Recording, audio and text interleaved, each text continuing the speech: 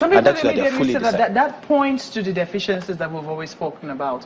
The fact that ordinarily when you call the police, they're always too far away, or sometimes, you know, they're not properly equipped, and that's the reason they can't come and respond to everyday issues. But when we have such an operation like Abuja airport shut down for 6 weeks, we see the police out in full force. No, that is not correct for anybody to get that assessment done.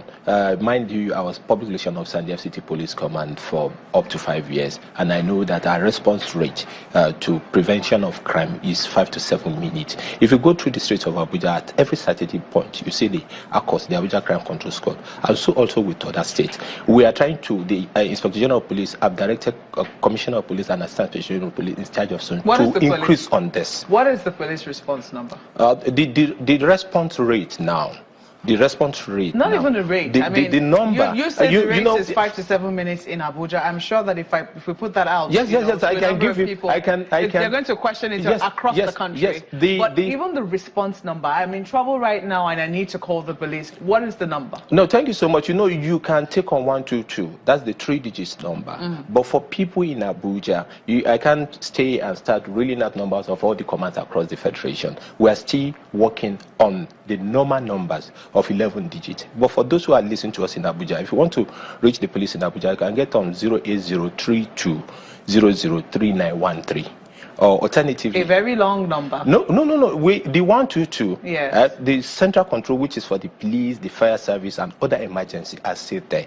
You can get the 122, and they will network you to the police. How effective is that? It's quite effective because we have been receiving distress call through it, and we have been reacting and responding promptly. Because apart from that, we engage on other crime prevention and control strategies like reading of criminal hideout. When you are out before the criminal, you'll be able to read them in before they operate, and we are engaging the public. And that is part of the initiative that Inspector General of Police IGP Ibrahim Putu Idris brought in to ensure that we engage the public. The Eminent Persons Forum is there. The PCRC is there. We're encouraging people. The informal policing system is equally there, like your neighborhood watch. We are encouraging the people more and more to engage them in crime prevention across the country. Mr. Jima, wouldn't you say that that's what we should have worked on, for this particular operation, to ensure that, nothing suffers?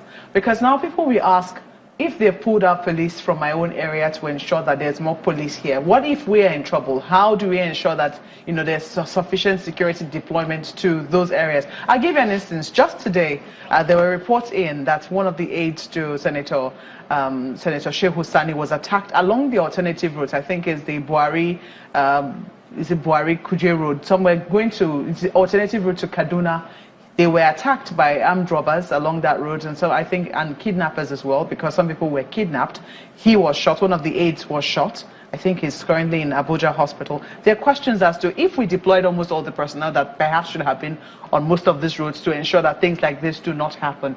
What happens? So what are the opportunity costs in this? Thank you so much. In the police force, you do appropriate planning, and you look at the consequences of those plans, and that is why you have your operation order in place even before the start of the operation. As you are getting nearer to carrying out the operation order, you fine tune it and look at where you have deficiency and ensure we are not pulling out police personnel from any other state for this operation. I want Nigerian listening to us to know that we are not taking policemen either from Imo or from Katsina or from Sokoto or from what they call Kwara to bring in for this operation.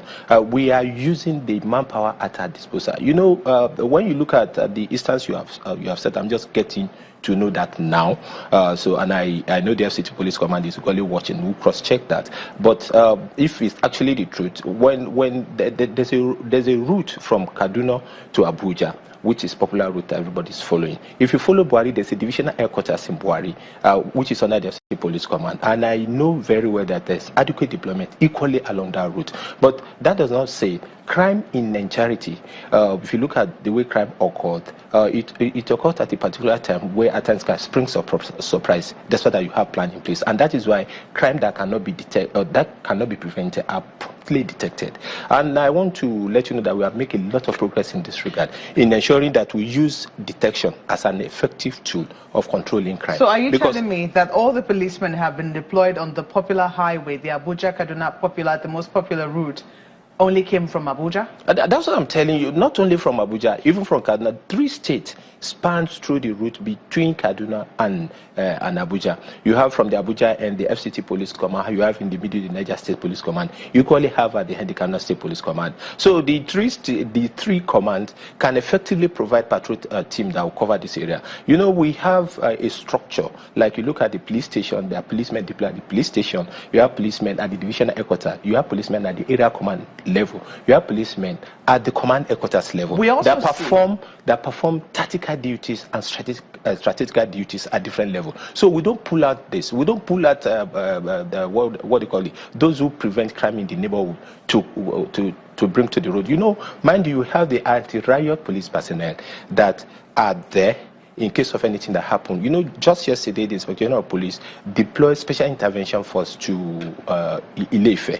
We don't need to close down police station in Osun or in Oyo, for example, or probably in Ogun, to be able to have personnel to deploy to Ile-Ife. And this deployment comprises 5 units of police mobile force, 5 cells of counter-terrorist squad, then with the conventional policemen, the EOD and others. So these are statutory departments in the force that have personnel on standby in case of any eventuality. So I'm going to ask you to hold your thoughts now because we have to take a moment. When we return, we will ask questions on the long-term plans for security in the area. Just stay with us.